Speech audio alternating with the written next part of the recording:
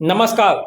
The देसी अड्डा पर आपका स्वागत है। मैं हूं राकेश तिवारी। देखिए, जब शराफत हद से बढ़ जाए तो समझिए कहीं ना कहीं झोल है। एनडीए के तीनों नेताओं की शराफत हद से ज्यादा बढ़ी हुई है और यही शराफत जो है वो ऐसा लगता है कि एनडीए में कहीं ना कहीं से झोल है। एनडीए में ये तीन नेता कब किसको निपटा देंगे पता नहीं। नीतीश कुमार, चिराग पासवान और नरेंद्र मोदी, ये तीनों ऐसे नेता हैं एनडीए के जो एक दूसरे की तारीफ कर रहे हैं। नीतीश कुमार तो नरेंद्र मोदी के लिए आजकल इतना अच्छा बोल रहे हैं जिसकी कल्पना भी कभी नीतीश कुमार से लोगों ने नहीं की थी। 11 महीने में लगभग 7 बार नीतीश कुमार प्रधानमंत्री नरेंद्र मोदी को ये कह चुके हैं कि अब पलटेंगे नहीं। किसी की गलतफहमी की वजह से पलट गए थे। आपने इतना अच्छा काम किया है या आप इतना अच्छा काम करेंगे कि हमें विश्वास है कि बिहार विकास के रास्ते पर आगे बढ़ेगा। ये कहते कहते नीतीश कुमार थक नहीं रहे। इसी तरह प्रधानमंत्री नरेंद्र मोदी नीतीश कुमार की तारीफों की पुल बांध देते हैं। नीतीश कुमार की तारीफ करते वक्त ये नहीं सोचते कि मौजूदा स्थिति में नीतीश कुमार की हालत क्या है। बिहार के प्रशासनिक व्यवस्था पर उनकी पकड़ कैसी है, बिहार में जो शराबबंदी है उसका हालात कैसा है, बिहार में जो अपराध का ग्राफ है वो ग्राफ कहाँ तक है, नेताओं पर जो नीतीश कुमार की ढीली पकड़ है उसका हालात क्या है, ये नरेंद्र मोदी नहीं सोचते। उसी तरह से चिराग पासवान नीतीश कुमार की जमकर तारीफ करते हैं, प्रधानमंत्री नरेंद्र मोदी की जमकर तारीफ करते हैं, लेकिन जहां उन्हें जरूरत होता है वहां वो अपना काम कर गुजरते हैं।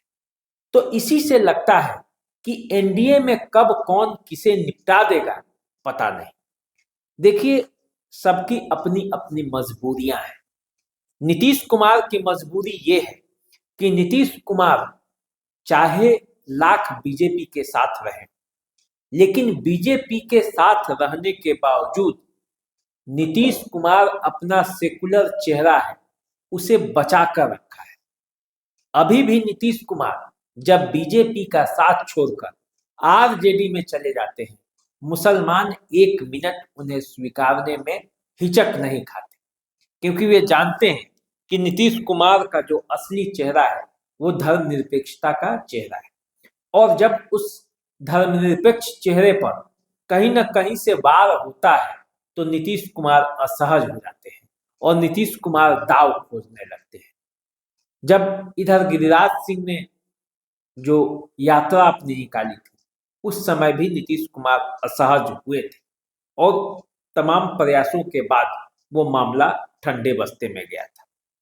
मुस्लिम संगठनों का दबाव है कि वक्फ बोर्ड मामले में वो नीतीश कुमार मोदी का साथ नहीं दे, लेकिन नीतीश कुमार की भी मजबूरी है। नीतीश कुमार के भले समर्थन के बदौलत केंद्र में मोदी सरकार चल रही हो, लेकिन बिहार में भी यदि वे मुख्यमंत्री हैं तो उसके पीछे नरेंद्र मोदी का हाथ है। आगे जो 25 में यदि उन्हें मुख्यमंत्री बनना है तो फिर उसके लिए नरेंद्र मोदी चाहिए, क्योंकि आरजेडी तो तेजस्वी को मुख्यमंत्री बनाने का मूड बना चुका है। तो ऐसी स्थिति में नीतीश कुमार के पास कोई विकल्प भी नहीं है।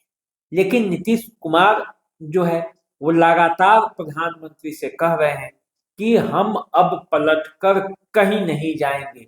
तो इसका मतलब ये है कि या तो नीतीश कुमार अब हार चुके हैं, थक चुके हैं और उन्हें अब ये लग रहा है कि उनके बस में अब कुछ नहीं है, और यदि 25 का मुख्यमंत्री बनना है, एनडीए का तो चेहरा वो घोषित हो ही चुके हैं, यदि वो ने 25 में मुख्यमंत्री बनना है तो फिर नीतीश कुमार के साथ जाना ही होगा, उनको विश्वास में लेना ही होगा। लेकिन नीतीश कुमार की जो स्थिति है, जो मन स्थिति है, वो जनता दल यूनाइटेड में वो बार बार अपने ही नेताओं पर ठीकरा फोड़ देते हैं नरेंद्र मोदी के सामने, कि कुछ नेताओं के कहने पे वो चले गए थे। तो इससे जदयू में भी बगावत की बू आनी शुरू हो गई है। अंदर ही अंदर वो लंबे अरसे से हालांकि चल रहा है, लेकिन ये अंदाजा अब लग सकता है कि जनता दल यूनाइटेड में भी सब कुछ ठीक नहीं है, गुटबाजी वहां भी चरम पर है। और यदि गुटबाजी बढ़ गई तो 25 को कौन कहे, 24 में भी बवाल हो सकता है। और यदि पार्टी के कुछ नेता टूट कर चले जाते हैं दूसरे खेमे में तो सरकार गिर भी सकती है। तो मामला यहाँ भी है।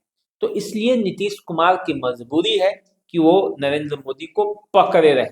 अब वो दिल में है कि नहीं, ये अलग सवाल है। दूसरा, चिराग पासवान को ये लगता है कि हो ना हो, अंतिम समय में मेरे ही पार्टी के नेताओं का टिकट कटेगा, क्योंकि जनता दल यूनाइटेड जिस तरह से दावेदारी कर रहा है सीटों का, और बीजेपी को जिस तरह से सीट चाहिए, तो अल्टीमेटली जाकर वो लोजपा के खाते की सीटों पर ही उस पर गाज गिर सकता है।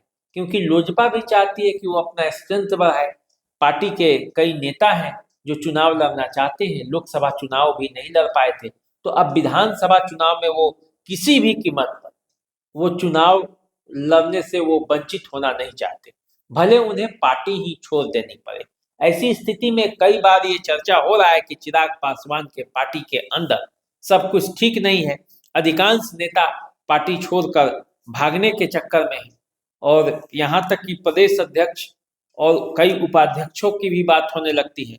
और ऐसी ही स्थिति में चिराग पासवान असहज हो जाते हैं, क्योंकि जिन सीटों से उनके नेता ये चुनाव लड़ने की तैयारी कर रहे हैं, उन सीटों पर जनता दल यूनाइटेड और बीजेपी की भी दावेदारी है। तो यदि ऐसी स्थिति बने तो उन नेताओं की बातचीत जो है वो जनसुराज से भी चल रही है। तो चिराग पासवान के लिए ये मामला है। तो चिराग पासवान कहीं निपट न जाए जनता दल यूनाइटेड और बीजेपी के चाल में, तो चिराग पासवान इसको लेकर चिंतित है। नरेंद्र मोदी को लगता है कि 20 साल का जो एंटी इनकम्बेंसी नीतीश कुमार पर है, कहीं वो विधानसभा चुनाव में भारी न पड़ जाए। क्योंकि लोकसभा चुनाव में तो माजरा दूसरा होता है, केंद्र में सरकार बनानी होती है, यहाँ तो राज्य में सरकार बनाना है। बीजेपी के पास कोई चेहरा भी नहीं है, जो चेहरा है नीतीश कुमार है, और नीतीश कुमार की जो मन स्थिति है वो भी बिहार के लोग देख रहे हैं। तो कहीं ऐसा ना बने कि फिजा ही बदल जाए और तेजस्वी यादव के पक्ष में लोग गोलबंद हो जाए। वैसे प्रशांत किशोर भी बिहार की राजनीति में एंट्री मार चुके हैं। तो ऐसी स्थिति में बीजेपी को ये लग रहा है कि कहीं ऐसा ना हो कि नीतीश कुमार जो उनका मजबूत पक्ष है, कहीं वो कमजोरी ना बन जाए। देखिए, सबको एक दूसरे से लालच है और सबके वोटों पर सबकी निगाहें हैं। नीतीश कुमार चाहते हैं कि बीजेपी और चिराग पासवान के वोटों के सहारे वो मुख्यमंत्री बन जाए, और बीजेपी चाहती है कि नीतीश कुमार के पास जो वोट बैंक है उसका सहारा लेकर वे सत्ता में रहे। चिराग पासवान चाहते हैं कि जो वो विधानसभा में अच्छा प्रदर्शन नहीं कर पाए हैं, वो नीतीश कुमार और बीजेपी के वोटों के सहारे वो अपना वोट लेकर वो आगे बढ़ जाए। लेकिन कभी कभी ये खतरा भी है कि कहीं नीतीश कुमार वाला दाव उल्टा न पड़ जाए, क्योंकि 20 साल का एंटी इनकम्बेंसी कहीं अगर अंतिम समय में पलट गया, दाव यदि उसका पलट गया, तो फिर क्या होगा? न चिराग पासवान के पास कुछ रहेगा, न बीजेपी के पास। तो यही सोचकर सब अपनी जो स्ट्रेंथ है उसको मजबूत करना चाहते हैं, और इसी में ऐसा लगता है कि कहीं एक दूसरे को कोई निपटा ना दे, और यही मामला जो है वो एनडीए में भारी पड़ते हुए दिख रहा है। लेकिन देखिए, कई बार मजबूरियां ऐसी होती हैं कि मजबूरियों के वजह से सालों साल लोग एक दूसरे से बंधे रहते हैं। परिस्थितियां चाहे जो हो, लड़ाई अंदरूनी चाहे जो लड़ती रहे, चलती रहे, चलते रहता है। जैसे पति पत्नी में ही लीजिए, आपस में लड़ाई करके भी बरसों बरस तक वो लोग साथ में रहते हैं। उसी तरह एनडीए में भी लड़ाई अंदरूनी चलती रहती है, लेकिन साथ बना रहता है, क्योंकि सत्ता में हिस्सेदारी तो सबको चाहिए।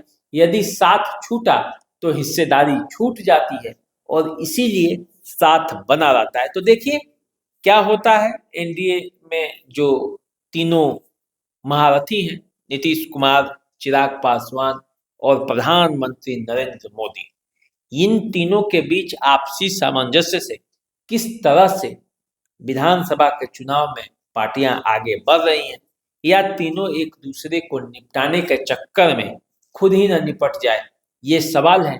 तो इस सवाल का जवाब तो तब मिलेगा जब वक्त आएगा। तो वक्त का इंतजार आप कीजिए, वक्त का इंतजार हम भी करते हैं। अभी दीजिए इजाजत, चैनल को सब्सक्राइब कर लीजिए, फेसबुक इंस्टाग्राम पे हमें फॉलो कीजिए। नमस्कार।